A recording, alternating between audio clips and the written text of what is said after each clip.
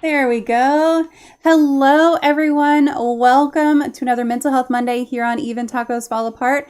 I am so excited for our conversation tonight, and I am so glad that you are here listening and here watching and here to join us and join the conversation. We are going to be talking about depression and recovery and the healing journey that Genese Smith, my lovely guest tonight, has been on. So I'm really excited to get to that. Before we get to that, I just want to say we do have a question queue open. If you are looking to ask a question, type exclamation point, the letter Q, follow that with your question, and that'll get your question into a question queue so we can make sure to address it while we are live here today. And I love it when people ask questions, so please feel free to ask questions. Rose, I see you in the chat. Thank you so much for being here today. I'm so glad that you are here and welcome. So today I am talking with Genese Smith, a registered nurse with 28 years of experience who became a certified transformational life coach after her own journey through depression. Genese felt called to support women over 40 struggling with hopelessness, guiding them through coaching, counseling, and spiritual support. Despite facing personal and professional challenges, she continues to share her story to inspire others. She now embraces nursing as a ministry and is developing a course to help women navigate life's struggles. Genese is here to talk about, as I mentioned, depression, recovery, and the healing journey that she has been on. So Genese, thank you so much for being here and for agreeing to have this conversation with us today. Thank you for having me too. Absolutely. Such a pleasure being here and being able to share my story. Thank you. Yeah.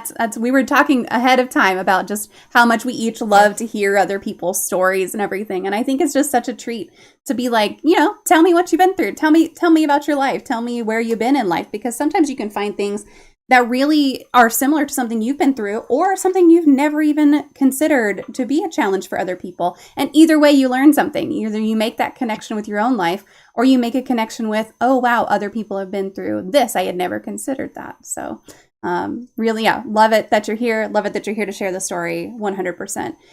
If y'all are looking to connect with Genese, I do have some links for you. So I'm going to go ahead and post those. Oops, where did there we go. I'm going to go ahead and post those for you guys. She's got Facebook, Instagram, LinkedIn, Alignable. If you're looking for her anywhere on there, make sure that you go and find her, look her up, give a couple of her posts a like, give them a little comment, anything that you need to do. And then, yeah, like I said, just welcome. Really, really happy that you're here. We do have a question in the question queue already. Rose would like to know if you crochet. Well, I tried learning when I was younger because my mom did it a lot, but unfortunately, I didn't keep it up. So, no. That's okay. I know Would you like? Rose makes amazing little crochet projects and everything. She's posted a couple of the pictures to our Discord. It's just really neat to see. Like I am not a crocheter, but it's really neat to see when other people are. Yes, yes. Oh, for sure. So, can you just tell us a little bit about your experiences and what made you become interested in specializing in nursing and coaching?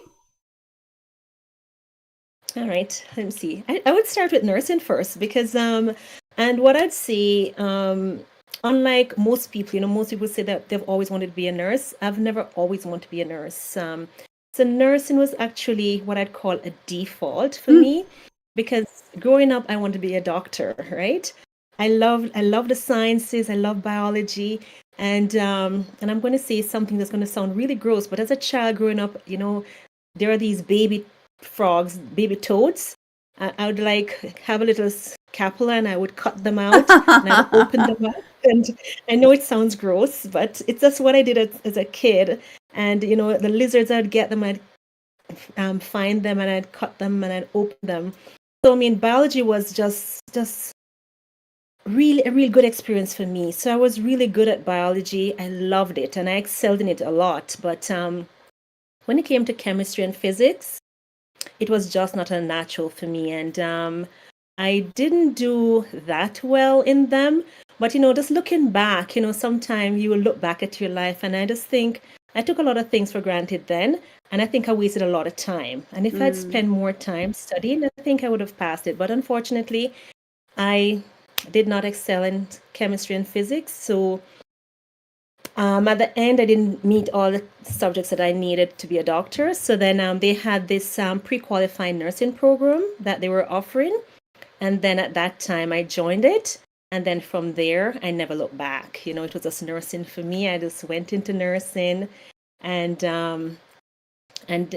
like I tried to leave from nursing as I go along because I didn't like the hours. But I'll get back into that hopefully later in the program, and I'll probably say more about that. But for now, with the transformational life coach, that's totally different. This one was by choice. And it was on one of my quests to do another business. And doing that business, I was like really burnt out doing the business. And I was diagnosed as being clinical depressed. And my doctor gave me an ultimatum to either choose the business or choose my health. Wow. And so I had that ultimatum there. And then I went through depression there. I went recovery, and having gone through, I'm just trying to see how I can summarize it by not getting into too much, just to answer the question. And then having gone through that and realized that, people can actually be helped through it, and seeing that there were so many people going through depression, and sometimes you don't see something until it touches your life, and then it becomes a part of you. And then I realized that, I really wanted to help other people who were going through that. And so I said, I saw where my life was transformed. And so then that's why I decided to be a transformational life coach through that, just to summarize it. Yes. Yeah. It's always interesting to me, especially when someone works in health or mental health or helping people in some way, how they got there. Like some people are just like, I felt called to this. This is where I was meant to be from the very beginning. I always knew. And then for some people, it's like I experienced something that really opened my eyes and made me want to do this, which was the case. That's why I have this podcast. Something happened in my life, and I was like, oh, I need to help people. I need to do this. I need to help people, because what if someone else is going through this and they don't know that they're not alone? So just hearing you talk about, you really enjoyed it, but then you're struggling with all of this, and you're like, okay, now I'm here to just share my story and kind of help other people where I can. That's really inspiring. I think that that's great. It's quite a journey. Obviously, you're not finished with your journey or anything. So how do you balance now, having been through burnout, having been through depression, you're on, kind of this recovery side of things. How do you balance nursing and coaching and taking care of your own self and your own well-being? That's a good question. And someone would think that I've learned by now, but I haven't actually. I want to still say that I'm still a work in progress. Every day, I'm learning more and more how to fit it all in, right? Because, I can see the purpose that nursing has for me. As I say, over the years, I've tried to leave nursing, but it just keeps holding on to me. So I'm like, okay, I think it's going to be a ministry for me. And I realize that I can reach more people, but because of the setting, in an institutional setting, your time is governed, right? You're like chop, chop, chop, right? You have to do certain things in certain times. So then you don't get a chance to do the things that you'd want to do, right? So, and then you have to do all these upgrades and everything. But what I try to do is have a schedule. And I've learned that, I have to allocate time for family. I have to be very intentional, because if I'm not intentional, and I have to be intentional with rest. Because that was always my weakness. I've been a workaholic, and I had to learn and be intentional and saying, okay, rest and don't feel guilty. Because, when I rest, I don't know. I'm like, okay, how do I rest? Am I supposed to be sleeping? Am I supposed to be watching a movie? Am I supposed to sit still? What am I supposed to be doing when I'm resting? So I'm still trying to discover that as I go, and feel comfortable in that space. Because I do still feel some amount of guilt when I see I'm going to take a lot of time for myself, right? So I'm trying to deal with that as still. It's real easy to fall into that trap of what am I supposed to be doing when you're resting? Because it's like the rest is the thing that you're doing. But that is so hard. Yes. That is so difficult to put into practice, and it's so difficult to remember, and it's so difficult to feel okay about also, because we are used to taking care of all of these things. You've got a job where you take care of people for a living For me, it's my kids. Like, it's my job to take care of my kids. And so I very much am like, okay, no, there's always something to do. There is always something that I need to be doing or need to be working on. It's really hard to just say, okay, it's actually okay if I just for a day don't actually accomplish anything, because the accomplishment is the not doing. But that's Yes. really difficult. That is Yes. incredibly difficult to internalize that it's okay to do that. We're not raised that way, or I wasn't. I'll speak for my own self. I was not raised that way. That's true. To me, like, that's lazy. You're not doing anything. You're not being productive. That's lazy. So yeah, it's really difficult. You're definitely not the only one who struggles with that. I know that I am right there with you. Yes. Is there a movie And you feel more people should see? Maybe during one of their rest days? oh, um, yeah, it's something that would encourage them, especially for persons who like give up on themselves. Um, I have several, but you asked for a movie, so I'm going to let me You can think give of me one. several. Several's okay. There is one. There is a movie that talks it's called Facing the Giant, and it talks about giants that we have to face. It's more of a sports concept. I like to watch movies that deals with sports because I learn so much about discipline when I watch anything to do with sports. So there's always so much to learn from sports. So anything to do with sports, it always attracts me Yeah. because I learn discipline where that is concerned, right? And but in this particular movie, this coach he had his he has his own personal problem, but he was still able to inspire his team to use faith to conquer and to oppose the team. But one of the scenes that I really liked specifically was when he was on the field and he was trying to encourage his team, one person in there, not to quit, and he knelt beside the guy and he wanted him to go right across the field. I mean, I'm not a baseball person, so I don't know all the terms, and he wanted him to do the walk along, and he just kept shouting, "Don't quit, don't quit."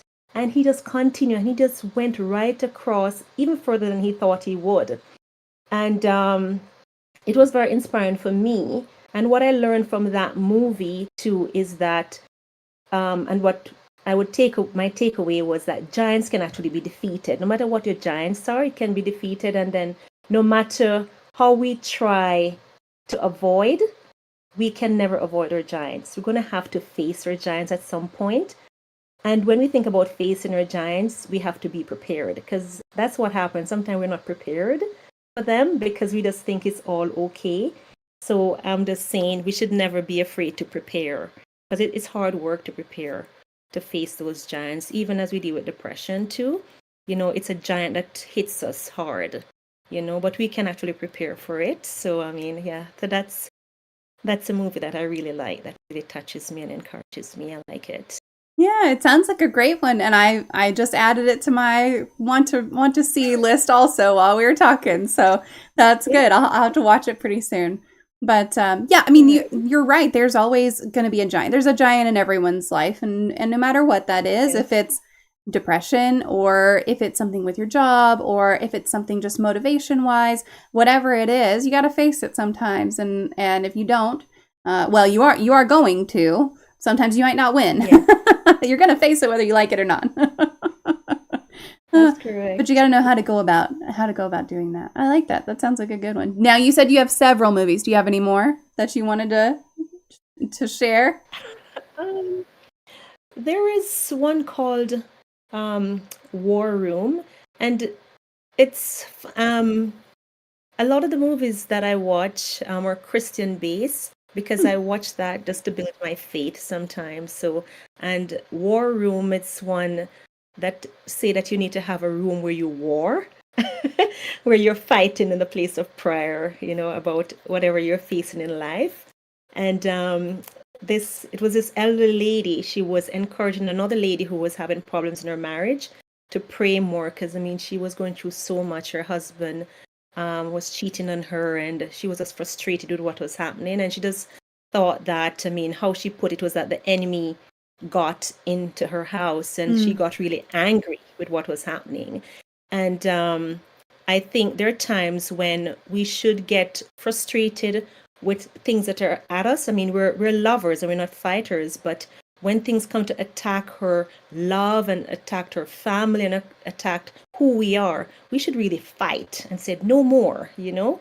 And that's what I like when she just got up and just started to speaking things and said, you know, no, I've had enough. This is it. I will have this no more, right? And yeah, so I really like that too. But on the secular one, I would go to a secular movie that Sure. I really like. It's Pretty Woman. Ah, I yeah. watched that movie over and over again because I really like that movie, and it was it touched me because it's someone, she didn't think a lot of herself, but now she met a man who put purpose into her life, and it just changed her life around. It just made her a total different person.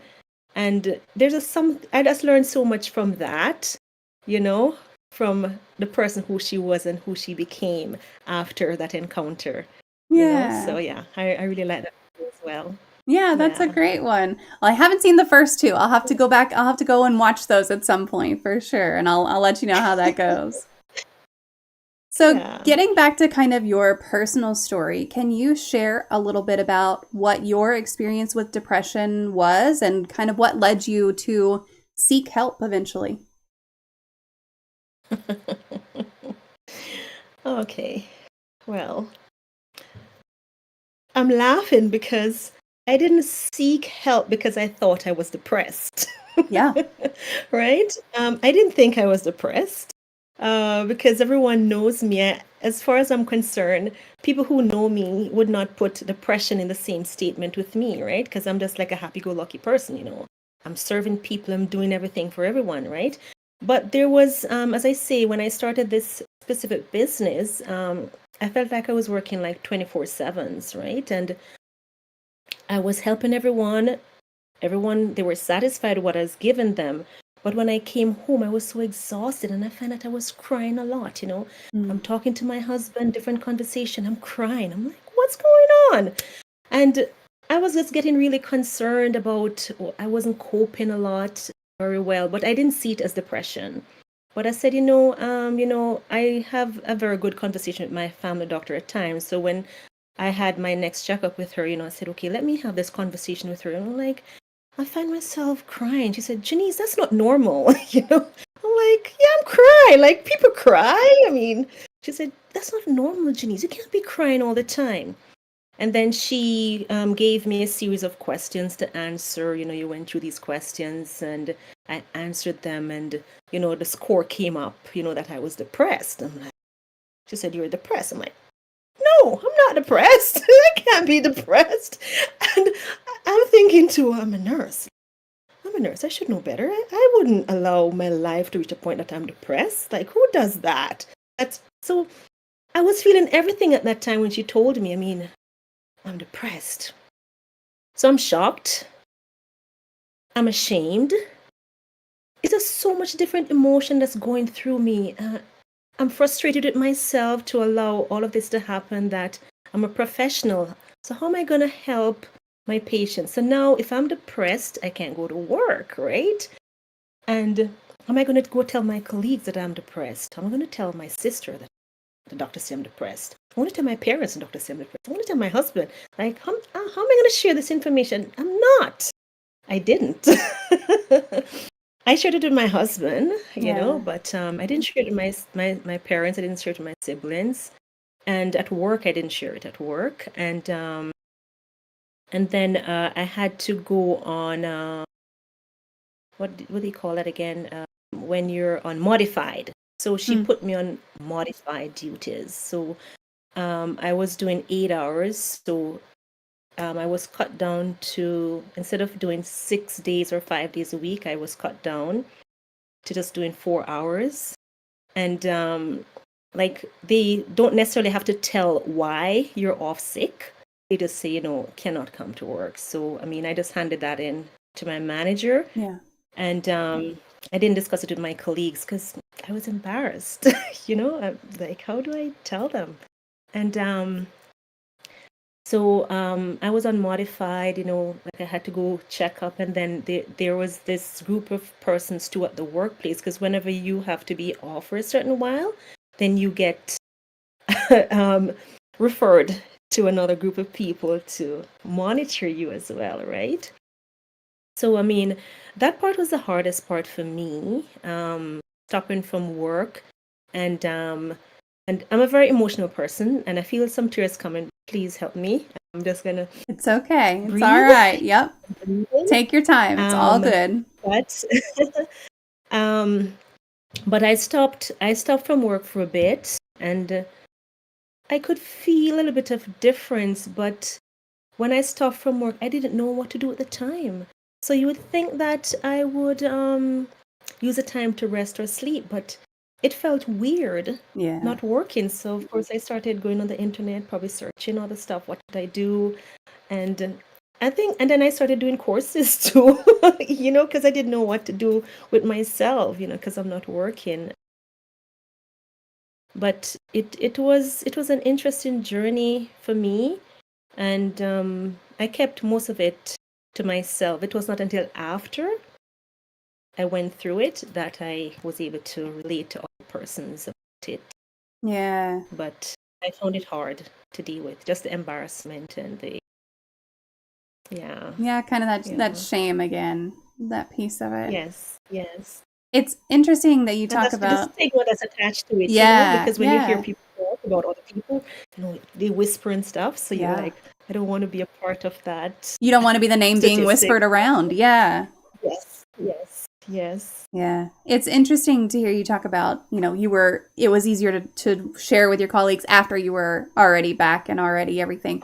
For me, when Yes. I was going through postpartum depression, it was much easier to share with people because I'm like, this is a chemical imbalance. I'm medicating it. It's going to be fine. Like, this is what has been wrong with me. Easy, easy, easy. Yes. But then whenever I was going through depression later, unrelated to hormones and more related to things that were going on in my life, it was really difficult to open up about that. It was really hard because I'm like, okay, well, last time it was postpartum depression. Now it's just like major depressive disorder. And how do I share that with who is going to understand that? And it's really hard because you're like, oh, my friends will understand it, but you don't want your friends to view you differently. And at the time I was married and boy, my husband was not really going to understand it. So that was kind of a no-go. But it's so much easier to share it whenever it's something that you're like, here's the reason. But with depression, there is not always a real reason that you can point to and say, this is the thing that caused my depression. Yes. That's hard. But good on your doctor for saying, hey, that's not normal. Let's do this other thing. Let's do this other assessment. Not all doctors would catch that. Not all the doctors, at least here, would spend the time with the patient to be able to catch something like that. So good for your doctor. Good for you for being open and sharing and everything. Yeah, that's incredible. Mm-hmm. And I will also just say, like, I'm a crier. I cry all the time. So if you need to cry, it's all good. We're okay with that here. Most definitely. Just grab a tissue. It's all good. Okay. You mentioned this a little bit, but you mentioned kind of like you're a nurse and how are you going to explain that you're a nurse who has depression? So what was it like for you to be a nurse? And did you kind of feel that pressure to have it all together as far as you're a nurse, you should know better, and those kinds of lines of thinking? How was that for you? Well, I mean, yes. I mean, I felt that pressure, and I think it's also pressure that I put on my own self. Yeah. We put these pressure on ourselves, and when we check it out, probably no one else is putting that pressure but ourselves, right? But I think it's just me putting it on myself to say, "Oh, I'm a nurse. I should know better. I should be taking better care of myself. I should have seen it coming." So I think it was just the pressure that I personally put on my own self that I had to have together. But as I looked around, And it's funny, um, when you start experiencing this yourself, you get to see people who are experiencing it. And then I realized that as a nurse, I was not the only nurse experiencing that, right? Which was interesting, right? Yeah. So then it made me feel a little bit more like a human to say, oh, Genese, it's not about being a nurse. The nurse is a profession, but you're Genese, a person. And persons go through emotional hurt Mm-hmm. and pain, and it's okay, you know? So I had to give myself the permission to say, well, if you want to call it a mistake, you made a mistake, or you didn't do what you were supposed to do. It's human. You're human, right? So, but as I kept my ears open more, because I found that I was keeping my ears open a little bit more, and I was finding out that there were people going through their issues, whether relationship, whether children were, whatever it is, and it was causing them and it was affecting them emotionally, Mm. and they were not coping, right? And probably they were not admitting to the depression either, but you know they were still having coping issues, and they weren't dealing with it. And it helped me now to understand at this point now I could share my story with persons, because I don't just share my story just because, right? But if I see like probably an opportunity opens with someone, and you know, like I see them said, "Are you okay?" You know, and then you know you get talking and they open a little bit. Then I can share my story to encourage them. So now I realize that what I went through was not just for me, but was also to help other people who are going through similar situation, who think that, listen, am I hopeless? Is my situation hopeless? Is there any way out? I want to see someone who has made it out. So then I can be the testament to say, you know, I went through this and I came out. So if I can come out, you can come out also, right? So I took away that pressure from myself, and I gave myself permission to be human and not just a nurse going through depression, but a human being actually experiencing it. I love the comparison of just like you're not your profession. You're not one thing, right? You are a human Yes. being with a whole range of human experiences and a whole range of emotions and a whole range of things that you face every day. And you can't just pin it. So many people are like, "Oh, I should have known better. Oh, because I do this, Yes. or I've seen this, or I've been through this." And it's like, yeah, but everyone's been through so much, and you can't expect yourself to be perfect, first of all, and to know everything until you've been through it yourself anyway. And even if you've been through it before, there's still a chance you'll go through it again. So, yeah, it's I'm glad that you kind of saw the people around you a little bit in a different light too, because that was my experience as well. Just as soon as I Yes. started understanding what I was going through, as soon as I started, I was a little more open, like I said, with the postpartum depression. And it was super like people just immediately be like, "Oh yeah, I went through that too." And then tell me their story. And it's like, yeah, okay. I had no idea that so many people in my life had struggled with this because no one talks about it. So it's good whenever you can realize I'm not the only one. It makes a huge difference. Yeah. What was the turning point that made you realize you needed to shift your approach to healing? Yeah, turning point. I don't think it was just one quick turning point. It was just over a period of time. You know, you get up in the morning, you don't recognize a person. You're like, I don't recognize, who's this person? You're looking in the mirror like, who is this person? Like, and you realize that I don't like the person who I'm becoming, you know? And in your profession, a lot of people may not see because they see the professional, so they will compliment you on what you're doing. But in your inner circle, your family, your friends, they're seeing the change, and you're like, you're not the same person. You know, my husband is seeing the difference, my friends are seeing the difference. It's like my attitude starts pushing them away. It's like I want to be by myself. I don't want you. Stay away from me. And I think it's my way of saying they don't understand. I want them to understand. I'm trying to let them understand, but they're not understanding. So I'm like, oh no, go away. Just you're not helping me right now. So let me guard myself. Let me save myself. Let me protect myself right now. So what was happening is that I was pushing away a lot of people. I wasn't trusting people as much anymore in my inner circle. I didn't trust them anymore, and that attitude was coming out, right? So I was finding fault with everybody. They say something, they give me constructive criticism. I took it offensively, and I'm like, go away. Because my attitude was saying something different, right?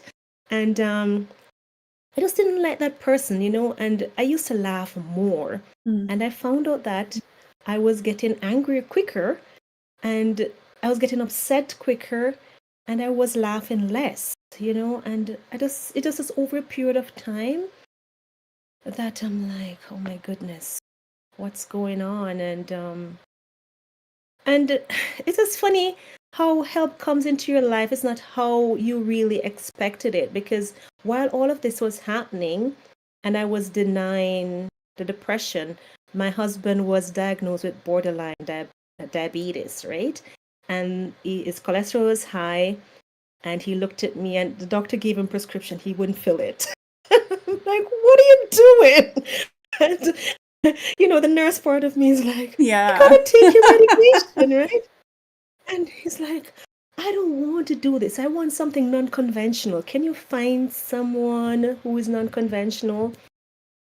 And it was while looking for someone for him, for his borderline diabetes non-conventional, like a naturopath, then I set up an appointment with him, and he had the appointment with this lady, and he's like, oh my God, Genese, I love this lady. She's good. She knows what she's doing. I want to go to this program, and I want both of us to go on the journey together. And she was like holistic, right? And we went on that journey together, but it had to do with diet and also weight, because my husband is bigger built, right? So I am smaller, he's bigger, right? So his diet was more around losing weight and of course, I didn't want to maintain my weight or gain. And so when we went on that journey together, she said to me, well, if your husband wants you to be there, your diet has to be different, because you cannot go on a weight loss diet, right? And then we went on the journey together, but it was different. It covered mental health, it covered spiritual health, it covered physical health, the diet, it dealt with environment, it dealt with forgiveness, it dealt with past. It just was just holistic. So it was during this time, and this program went on it for a year. We went on diet changes, everything. So it was after this coaching period that, as I say, this was another one by default, because it wasn't for me, but it became helpful for me. So at the end of this one, I weaned from my depression. Wow. Which, right? Yes. So and I think I went away from the question. Sorry, what was the question again? Oh no, I think you're still kind of there, because we were just talking about what made you realize you needed to shift your approach to healing. I think you're still there. Okay, good. Right. So yes. So that journey as well helped me to become a different person as well, because it was a holistic help, right? So in seeking for my husband, and he encouraging me to join with him, that was a help for me to change as well. And it actually helped our marriage as well. Really good. Yeah. Yeah. So you went through these experiences, a year-long journey, right? And you've been diagnosed with clinical depression. You also had a stroke, is that right? That's correct. Can you talk about that a little bit? Yes. So it was just a regular day at work, and I was going to work, and then the phone rang. And it's funny, because usually with stroke you don't remember presence, but I remember all of these incidents right so clear. So the phone rang, and they were asking, are you coming to work? And I'm like, yes, I'm coming to work. In my head I'm like, why is she calling me asking if I'm coming to work? Of course I'm going to go to work. And for me, I wasn't late or anything. I didn't have any concept of time at the time. For some reason I couldn't figure out what time it was. But on the phone she said to me, you don't sound right. I mean, you're not speaking clearly. I'm like, what do you mean I'm not speaking clearly? I'm speaking clearly. So in my head, I heard myself, I was clear, Yeah. but she said I wasn't clear. So anyway, I finished the conversation. I told her, I said, yes, I'm coming to work. I got ready and I started driving on the highway. Leading to the highway, just before I get onto the highway, I just did not feel right. So I said, let me call one of my girlfriends who is also a nurse. And, I said, I don't feel good. There's something off. I can't put my finger in it. There's something's off. She said, call 911. So by the time I'm supposed to call 911, of course, I'm still driving. So I'm calling her and I'm driving still. And I'm calling 911 and I'm on the highway. And I remember looking to my to my side and I saw this guy looking at me as if he's saying, why are you on your phone on the highway? So anyway, I'm not looking at him.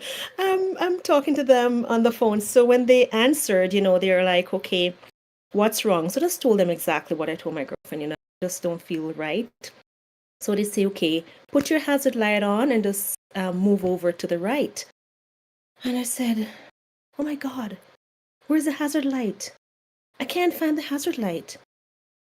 And they said, okay, pull over. And I'm trying to look to my right, and it's as if I can't see anything. Mm.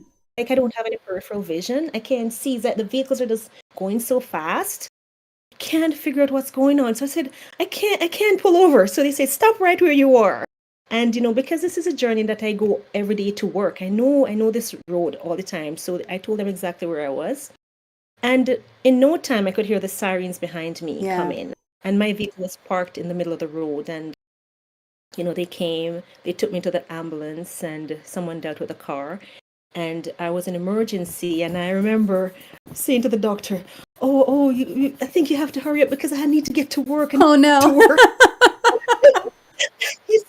He said, oh, I need to let you know, you're not going to work. You're having a stroke. Yeah. And I'm like, what? And, that's another shocker for me, right? And yes, so, I mean, of course, they're doing whatever. And I don't think I got a chance to call the unit until after everything was done. And then I was able to, let them know that I'm not. And it was the same hospital that I'm working that they brought. Oh, my gosh. Yeah, so I was working on the heart surgery unit. And then that was like on the 9th floor. And then the emergency was on the main floor. So yes, I went there and it is funny when you take on the patient role, you're just different. And I'm embarrassed to say I wasn't a good patient because I couldn't pee and they wanted to catheterize me. But then at the time I was having my period. I'm like, no way. In my head, it's funny. I wasn't thinking logically as a nurse. I wasn't thinking logically as a person. I'm just thinking of someone going down there and I'm having my period. And I'm like, no way. And I remember fighting. I can't remember how they got. I don't know if they tied me or they gave me an injection or whatever. But anyway, during the whole process, though, I remember a doctor, she just came right into my face. And she just smiled at me and she spoke to me. And for some reason, I just felt safe. I just felt that safety. And yes, I was admitted for a few days and, I had to go through and everything, they gave me, I was off work for a while, took me a while to get back my license and everything.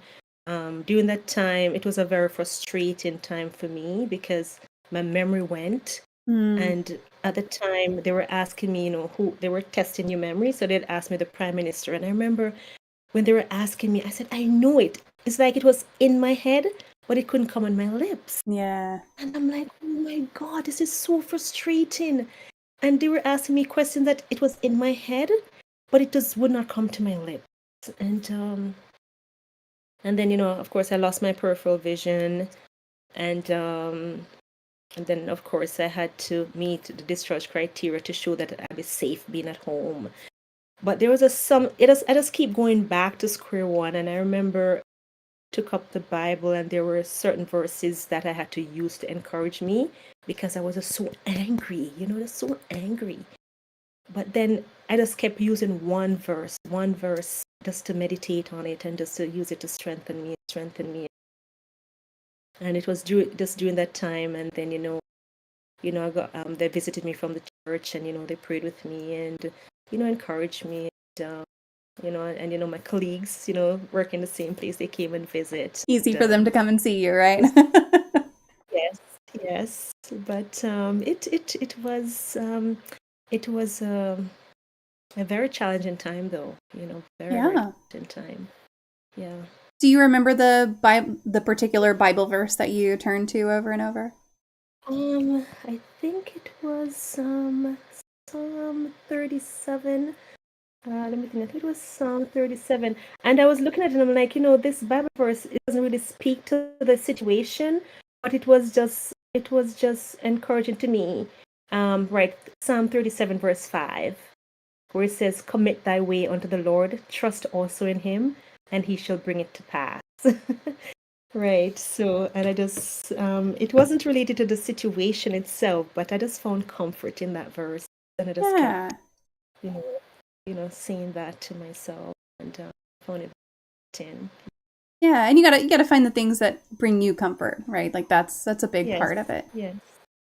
How did your diagnoses, both of stroke and depression, and what you went through and kind of the recovery and everything, how did that impact your perspective on mental health and recovery? Wow. It was a big, big difference, and I just had to say I'm grateful to have this experience because I see things so different. Sometimes my colleagues will look at me and say, "Oh, Genese, you're so patient. Oh, how come you're so patient?" And then sometimes, patients will look at me, oh, how do you do this? And I said, I'm able to do this because they would use the word like empathy. They think that I understood what they were going through. And I said it was because I have been on the other side quite a few Yeah. times because I've been in and out of the hospital a lot, surgeries, for depression too, and stroke. So I've been there, so I know what it's like to be there, and I know what I want when I'm in that bed. So then I know I don't want people to be taking things personally. I just want them to just make that environment safe for me, make me feel safe. And that's what I try to do, So because I've been there, I understand. And especially with stroke patients, when people like shout and they're shouting at them, I'm like, you don't need to shout. They can hear Yeah. you. They're not deaf. They just need Yeah. stroke. Because I know, right? hmm I've been there, so I know there's not everything else is fine with them. It's just that the memories that and they hear everything, but it's just that it's not coming there. So because I've been there and I know how frustrating it is, I know I can speak to them normally, just like I'm speaking to someone else who nothing is wrong with them. So it helps me to relate more. And as far as depression is concerned, it has helped me to listen more to people. Don't be quick to judge what persons are going through. Take your time, listen to them. Don't be quick to give a solution either, because people don't necessarily want you to be fixing things. They just want someone to listen. Yeah. And it has taught me just really try my best to just put myself in that person's shoe and see if I can understand what they're going through because I've been there, and I know that's what helped me through when people were understanding. hmm Yes, so yeah, those experiences have really helped provide better nursing care, I believe. And more understanding in those situations. Absolutely. That perspective of the patient side of things and then Yes, being the provider on the other side, it really does change how you view it. And you're kind of looking it at it going, does. It "Oh, does. I was here and I wish that they had or hadn't done that in particular." Right? It's a unique opportunity Yeah. for sure. Yes. Let me switch over to the chat real quick because that's one piece is here and says honestly not on the topic of depression, but I'd say schizophrenia counts too. And if you have anything that you want to talk about, One Piece, you are welcome to chat about it. We're here to listen and incorporate you into the conversation if you would like to talk about what you're going through. So, are there any misconceptions about depression that you've encountered? One of the big misconception I find, like somebody, you would tell somebody that, doctors say I'm depressed, and they're like, snap out of it. Yeah, love that one. That's a good and, one. and I'm like, oh my goodness, that's insensitive, right? So it's a misconception, but not only is it a misconception, but it's just insensitive. Yeah. People just say, oh, just snap out of it. So they just think that you can just get over it, and I find that people think that because you're depressed, you're diagnosed as being depressed, you're weak. So they'll say, oh, just be strong, get some rest and you feel better, just think positive, think positive and you'll be fine. So, you're just going through a phase right now. So, you get over it. Just don't worry about it too much. So they just make light of it, I find. And it's a misconception that it's not something that you should deal with it. As I say, they don't see it as a giant that you need to face and deal with it appropriately. They just think it's just something that, oh, just here, like a dust here, just take a dusting cloth and just dust it off and it's gone, right? And another thing I find that, and it's a misconception with me too, because I was thinking that, oh, because I'm so happy-go-lucky, I can't be depressed. I mean, I'm smiling, I'm happy. Yeah, and how can I be depressed, right? So that was a misconception on my part too, right? And another thing I find that a lot of people think that they're going to have to be on antidepressants for life. So once they're diagnosed as being depressed and they're put on these medications, they have life. There's no way they can get it. Yeah. I really feel like, first of all, like there is hope. Almost always for almost anything, there is hope for recovery to some degree. But also like the things that people would say whenever they found out that I had major depressive disorder were very similar because I am a very smiley, I am a very, very laughy person. Like I am a very positive person to the point that I had some folks who would call me Pollyanna all the time because I'm like, I am just that positive and that optimistic about things. Yes. And it's like, oh, you can't be depressed. You're literally smiling right now. I'm sorry that my depression doesn't look like you expect it to. My bad. I don't know. I don't know what you want me to say there. But yeah, it's one of those things that gets to me. Or the treating it like it's just your run of the mill sadness, right? Because once you get to a diagnosis of depression, it's beyond just a little bit of sadness about one thing or the other. And it's really hard to say, like, just get some extra rest, just go for a walk, get some sunshine. Like, you think I haven't tried all of that? Come on now. Yes. Please.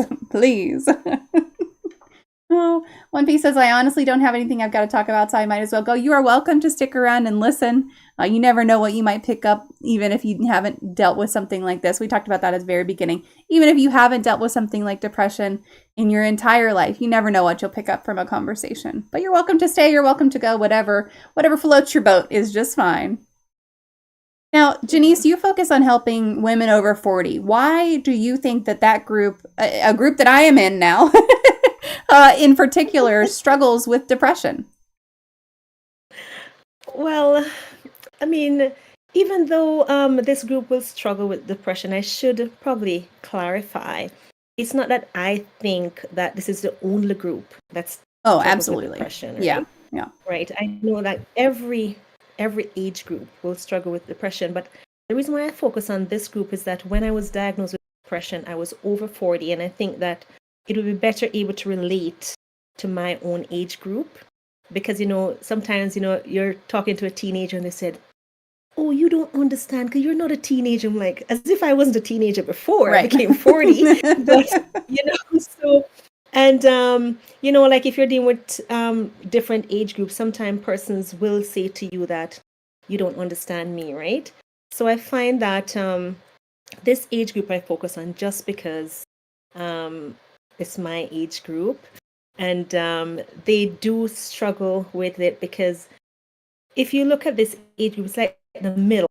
So they have children and they have parents, right? So and it's that nurturing part of them, right? So they have the need to take care of the needs of the children, the needs of the parents, and they're dealing with their own needs at work, as they build upon their own growth. Because at this age, when you reach 40s, like you're trying to see, how can I improve myself? What can I do better? You start looking back at your life.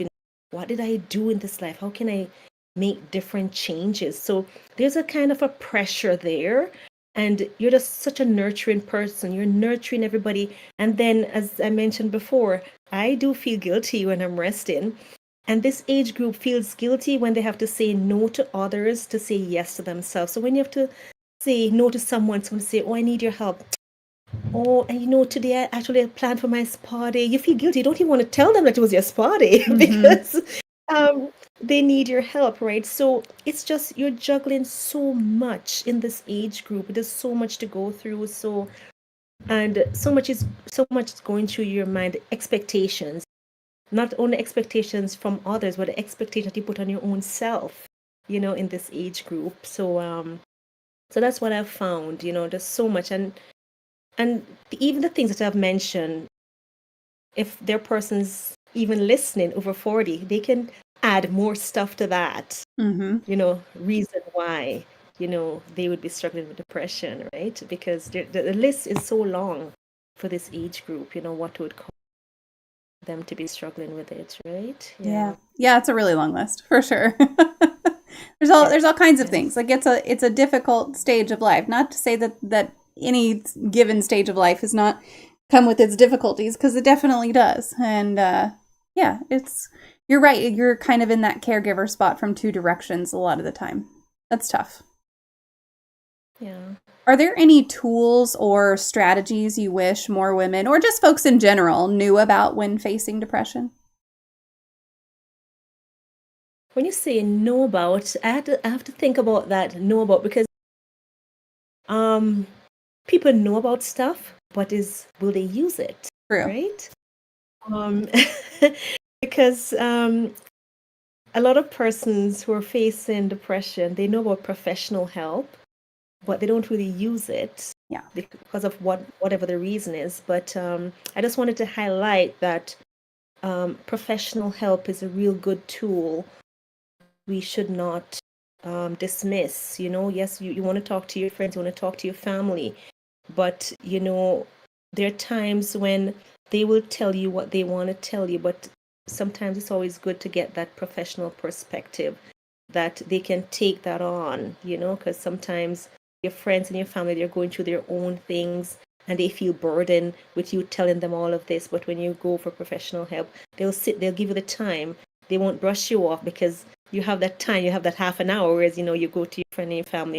Yes, friends will spend time, don't get me wrong, but there are times when friends are busy, they don't have all the time. So professional help is good. And what I learned too, that a lot of people will dismiss, and I dismissed it personally too, was diet.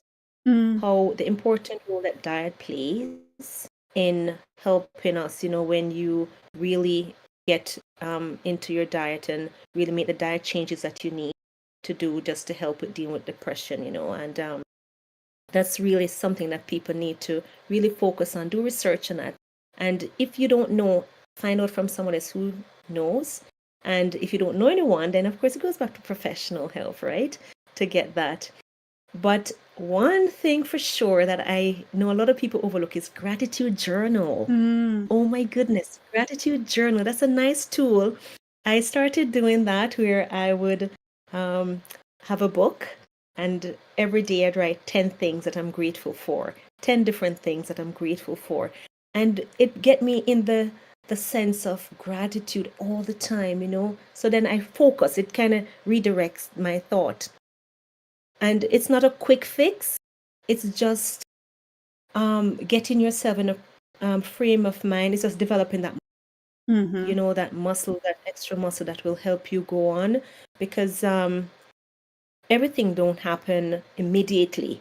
But some things, like when you're eating and you're exercising, you don't just get fit right away. But over time, you see the difference. So a gratitude journal over time, you will see it as your thoughts focus. And when you pay attention to your thoughts, what are you telling yourself? What are you telling yourself? Listen closer to what it. And Jamie, I'm trying to remember. She writes this book called Worthy, and she was saying the difference between being confident and being and thinking yourself as worthy. So a lot of us we have high self-confidence, but still we don't think that we are worthy of a good life. We're worthy to receive good stuff, right? Let's see, her name is Jamie Curran Lima. She writes the book Worthy. Yes, and she talks about, everyone is worthy of love as well. So when we can start focusing on our thoughts, so that would be another tool that people need to use, and strategy, I always call it, where you're focusing on what you're telling yourself. Listen to yourself. What are you telling yourself? Are you saying I'm no good? Are you saying I can't do this? How can you change your story? And I'm big on prayer. So prayer is when I don't think it's something that I do because I think I'm righteous, but because I think I'm a weak person and I just need help. So the prayer is when I cry out to God and I say, God, please help me, because today I'm not feeling good about certain things and I need help. And it's where you see the need for help, you accept help, because we're big givers. As women, we give a lot, but we don't receive help a lot. And I find prayer helped me to receive help from God to do and help me throughout. So prayer is good. Listening to music, just spending quiet time and just meditating and reading good books, audiobooks, whether you're going to read it, listen to it, those are a few things I think really good and really helps me. Yeah, a lot of those things kind of come back to the self-care aspect of it also. It's like what do you need to take care of yourself? Because I think that we as women of a certain age don't necessarily consider like we're looking at everyone else's needs, but what do you need to take care of yourself? Is it prayer? Is it gratitude? Is it reading? Is it listening to music? Is it any of these things? What would help you in particular? And it's hard if you are already depressed. This is something we've talked about before on this show for sure. It's hard if you are already depressed to come up with that list. It's hard to say what would help me right now if you're already depressed. So my advice that I will tack on to yours is to just, if you are having a good day, if you are having a day where you feel like you are happy, you are healthy, you are on it, you are just thriving, right? Write down what would help you the next time you are not having a good day. Because you on your bad day can't come up with that list the way that you on a good day can. That's an awesome idea. Yeah. That's so right. Yes. And then you can look back and you can say, oh, thank you, former me, for writing this down because I need it today. Yes. Yeah, we've talked about that pretty extensively, just the making sure that you have your list, and don't try to make the list if you are already in a bad place. If you are already having a dark day, do not put it on yourself. It's just one more thing that you're trying to get yourself to do. That's not the time. That's not the place. Yeah, no. You're don't tired, put that you on want there. to sleep, you want to lay down, you just want to do anything, right? Yeah. Yes, that's so true. How can family members or friends best support someone who's going through depression? Yes. A lot of people have, when they're going through depression, sometimes family members don't really understand as much as they want them to understand, right? So for family members, I think the best way that they can support is to listen more. Just take that time to just listen more and say less. Do less talking. Forget about what you want to contribute to the conversation. Just take the time to listen, and then for them to listen what's said verbally, non-verbally, what's said, what's not said, and just take that time, and not to be quick to make a judgment statement, because sometimes you tell your story and they start to tell you why. This is why you're depressed. This is why you're depressed, because you're not doing this, and you need to start doing that. So I'm just thinking how they can support. And sometimes, I am coming to realize that people say things out of love. Sometimes they love you and they want to care, but sometimes they don't know how to say it. And sometimes not what they say is how they say it too, right? And sometimes people are not very kind with the words that they say. And when you're going through that time, it's for them to be more kind, be kind, you know. It helps, and see if they can fit their feet in the shoes that that person is walking in. See if they can fit their feet in there, and not to be eager to help and to quick come up with a solution, and to be honest, if they don't know what to say, don't try to say something because they think they should be saying something. If they don't know what to say, this all they need to say is, you know what? I see you're going through a hard time. I really don't know what to say, but I'm here for you. And I think, and if they don't understand, say it. I really don't understand what you're going, but I'm here for you. Just say all the things, what you're feeling. You know, they don't need to feel that they have to say all the right things anymore. Just be themselves. Whatever they're feeling, just say it. If they're overwhelmed and they don't understand, because a lot of times, unless someone has actually been there, it's hard for them to really say, I truly understand what you're going through, right? Yeah, sometimes people say, oh, I know exactly what you're going through. And they have never been through a situation like that, right? So, yeah, listen and just be nice and be kind. I think that's so important. If they need to give a hug, if that person likes a hug, give them a hug, and just sit in silence. Yeah. I appreciate the fact that you're not saying this is what's going to work for everyone, because it's definitely you have to listen to your loved one. You have to listen to your friend or family member about what they're going through. What are their experiences right now? And that can be really hard to do because we just want to jump to the solution. I've had to really rein that in a little bit with my kids because I've got a teenager, I've got an almost teenager, and I have to be like, okay, you've got an issue, let's fix it. And I have to hold myself back and say, do you want me to help you fix it? Do you want me to advise you? Do you want me to take care of it? Do you want me to just listen? And just giving them that option of like, how can I support you right now? Instead of saying, great, I'm here to fix it. First of all, like you're giving someone the kind of support that you know they're going to need. You're not guessing anymore. You're saying, here's what I can offer. I can offer a listening ear. I can offer to help you try to figure out a solution. I can offer to take care of something like scheduling a doctor's appointment for you. But you're giving them the option to say, actually, I don't need you to help me with any of this stuff. I just need you to listen. Can you do that? And then you just listen for them. And it's really empowering because then you're giving them a way to identify what they need. And maybe they haven't thought of it that way before. Maybe they're just used to someone coming in and saying, well, if you talk to me, we're going to start to brainstorm and fix it. You're giving them that option to kind of identify how you can best help them. So I like that a lot. That's great. Yes. Great. Can you share an example of a moment or a time where you felt like you truly made a difference in someone's life through your work? So when you say through my work, was like just what I'm doing or at work as a nurse, you talking? Either as a nurse or even as, a coach or with what you're doing now, just, kind of developing the course and everything. Any of those would be fine. You take your pick. Okay, great. Sometimes people give you feedback, but one of the things that really touched me was, like I've been to different groups and, I became close to this lady and, she was really going through a really tough time. And after a while, she just started isolating herself from the group and she just isolated herself, and I kept, checking in on her. It's here, it's there, not really.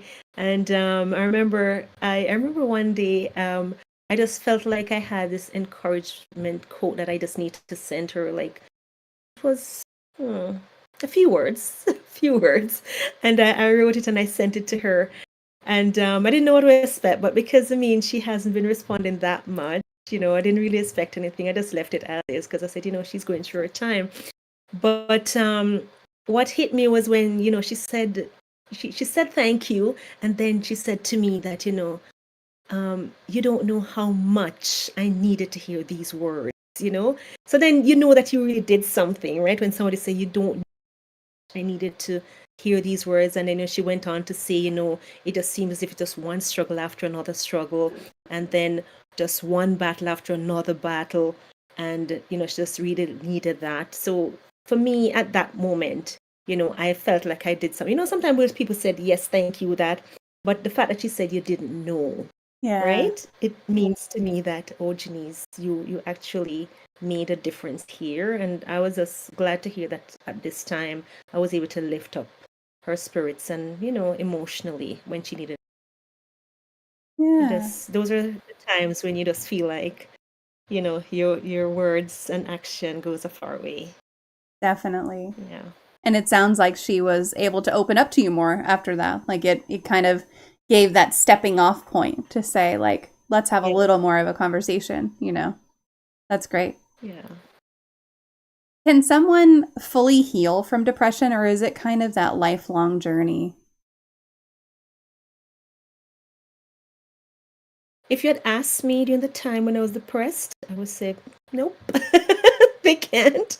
But now I can say, with the right support and the right help, I believe that people can fully come to a full recovery from depression. That's my honest opinion. Even though sometimes for some people it may feel like a lifelong journey, because every now and then you feel like you're making one step forward and two step backward. But yes, I believe that people can fully recover with the right therapy and support, treatment. Yes. It's interesting that you say, like, in that moment, whenever you're in the middle of it, it's going to feel like the answer is absolutely not, because that's so true. Like, no, when you're in that, you're like, no, this is never going to end. This is my life now. What a shit show, And it's like, you're just not going to think that you're going to get through it, and you're not going to think that it's ever going to get better, but it can get better. You got to seek out the ways that are going to work for you. So yes. Bite Mark sent in a question ahead of time. She would like to know, what is your favorite poem? My favorite poem, it may sound corny, but it's my favorite. Heights by great men reached and kept were not attained by sudden flight, but they, while their companions slept, kept toiling upward through the night. It's been my favorite from a child growing up until now. It's just my favorite. It's a poem that encourages me to always work hard. And when others are wasting time when they're sleeping, so when I'm up and I'm working, it's because I did the work, right? So that's my favorite. I like that. No, I don't think that's corny at all. I think that that's great. I mean, listen, any poem that brings you joy or brings you a smile to your face or inspires you, like, there's nothing wrong with that whatsoever. I think that's great. Yeah. What is your favorite life hack? And I know we talked about this a little bit ahead of time, and sometimes people do have a little bit of a struggle, like, with coming up with kind of that life hack. Yeah. So if you have thought of one, that's great, and you can share it. If not, that is totally okay. Right. And I just couldn't think of a life hack, but I'm saying, I'm just a checklist kind of person. I'm all about checklists, checklist for this, checklist for that. And, if there's something wrong, my husband, he will leave and he doesn't have his driver's license. So now I have a look at checklist right at the opening of the door. Things to remember before you leave the house. Driver's license, wallet. That, I'm just a checklist kind of person. So I guess that's for me, checklist. Yeah, checklist. And again, so this kind of goes back to what we talked about earlier, right? Making your list whenever you're having a good day, because a checklist is a way to make sure that you're not going to forget something in whatever that moment is that you need that checklist. So yeah, I think that's a great life hack. And some people absolutely love checklists. Some people really don't like to have a checklist. I am a checklist person. I like to have a list. It's almost always just in my head. Okay. But I do have, like, whenever I go on family vacations and stuff, I make sure to give each kid a list so that they know what they're supposed to pack. And so they're not packing 20 pairs of pants and no shirts, that kind of thing. So, yeah, checklists are great and super helpful most of the time. All right, well, it is time Yeah. for our magic moment. Here we go. I thought this was going to stop working. If you could wave a magic wand and eliminate one common opinion or misconception surrounding mental illness or talking about mental health, what would it be? Hmm. And it has to be one of the ones that I say, snap out of it. So, um, I would like people to stop thinking that it's something that you can just snap out of. You can Yeah. just get, oh yeah, and just see it that everyone goes through their challenges and just realize that we all go through different challenges and we just have to embrace it and deal with it as it comes, right? Yeah. Magic beam that understanding straight into everyone's brains. 100%. Yes, please. Absolutely. That would make things so much easier if everyone just understood that it's not something you can just snap out of. It would make things a lot Yeah. easier. The immediate Yeah. understanding would make things a lot easier. Yes. Well, Yes. Genese, I am going to post your socials one more time so that people know how they can reach you. And while I am doing that, I'm just going to open up the floor to you. If there's anything we didn't cover or a resource you want to point out or anything like that, I will just give the floor to you while I make sure people can get to you. Yeah, just before I came on, I said to myself, I'm going to jot down some important, yeah, this was just trying to do it from what I've learned. So I thought I'd just make a few notes here. So I did make a few notes and I said I was going to say, that's what I want to say at the end, just to pass persons, for me. And going through depression, one of my main aim, I always want to try to get someone to understand what I'm going through, but it was like an uphill battle. So then I realized that I want to encourage persons that don't spend too much time trying to get people to understand what you're going through and why you decide to do what you do, because it's okay for people not to, because I mean, if you try and they don't, you're just going to frustrate yourself a little bit more. So I just thought it was one of my frustrations. So I just wanted to encourage persons, try your best not to do that. And I said, as we heal, I think it's important that we keep strengthening ourselves and never think that we have arrived and that nothing will ever bother us again. Every day brings its challenges, some easy to deal with, some takes us off guard. So we should be prepared for the unexpected. And there have been times when I have to say, I think I was over it. So I was just kind of reading what I wrote down, right? So what I'm saying is that there have been times when I'm just hit by something and I'm like, oh my goodness, I thought I was over that. Where did that come from? Took me way off guard. So I just want to encourage persons, if you're just going through and you were diagnosed with depression and you feel like you're going uphill and all of a sudden you just feel like you're going downhill, don't be discouraged. There are going to be those days when something takes you off guard and you think you dealt with it already and you're totally over it and it hits you really hard. But I want to encourage you, it happens. And it doesn't mean that you're going back. Part of the process, to work with it and just keep encouraging yourself. Don't be hard on yourself. Give yourself grace. That's one thing I've learned to do. Give myself grace, give myself permission to feel sad, give myself permission to feel bad about something, and give myself permission to cry. I mean, you're saying that it's okay to cry. I mean, sometimes I am a bit hard and say, oh, stop crying, stop it. But yeah, we have to give ourselves permission for it's important. It's part of the healing process.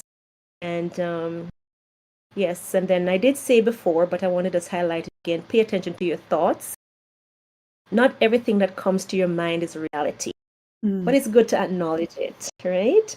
So as they come. So if you feel discouraged, acknowledge, I do feel discouraged, but then choose something to strengthen yourself and said, I feel discouraged, but I'm now going to encourage myself with this, knowing, and find one of your strengths. So in those days that are good, write down your strengths.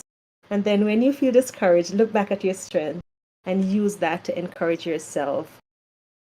Yeah, those are the pointers I said I wanted to go through. Yeah, I think those are great points. And I just recently posted something in our community Discord about that very thing that you were talking about, where sometimes something will just come up out of the blue and you're like, I thought I was done with this. Yes. I thought I was not holding on to this anymore. And here it is in my face. Can't ignore it. So the thing that I posted was a video of someone taking a wine glass full of red wine, putting it in the Yes. sink, turning on the water faucet, and the water runs into the red wine glass. Obviously, it doesn't change the color of the wine immediately. It takes actually a lot of time of water pouring Yes. into that glass to eventually clear all of that wine out to where it's clear water Yes. again. And so it was kind of talking about like, that's healing, right? You can't immediately heal everything. You're going to think you were pretty much done with it. And then you're going to get a little bit of a drop of water and it's going to taste a little bit like wine still. And so you gotta just give yourself, like you were saying, kind of that grace and that space to really heal and to understand that healing is not a straight shot. You are not going to heal immediately, perfectly. Things can come up years later when you thought you were done with them, and it's okay. You just have to give yourself that grace to kind of get through it. And that's hard. It's hard to do in the moment. It's really hard to do. So, but I love that. I think that that's wonderful. Yes, thank you. Well, Genese, thank you so much for taking the time out for this conversation. I had a blast talking to you. The subject matter might be very heavy, but our conversation was beautiful. So thank you for taking the time out with us today. And thank you so much for having me. Yes. Initially I was a little bit nervous, but I did get into talking and I forget shared. It's just nice sharing, and I'm just hoping that somebody here, wherever they are, will be blessed and be encouraged no matter what they're going through, knowing that there is still hope. There's hope, and just be patient with themselves. 100%. Nice. Yeah, I'm glad you were more at ease as we got into the conversation. I love these conversations, and I always, once you relax into it and you really start digging into it, it's always a good time. It's always a good time to kind of get through and do all of that. Yes. Well, thank you again so much for joining us and just for this conversation in general. And folks who are here with us right now, I am going to switch to a Be Right Back screen. I will be back playing some games here in just a little bit, so stick around. Don't go anywhere.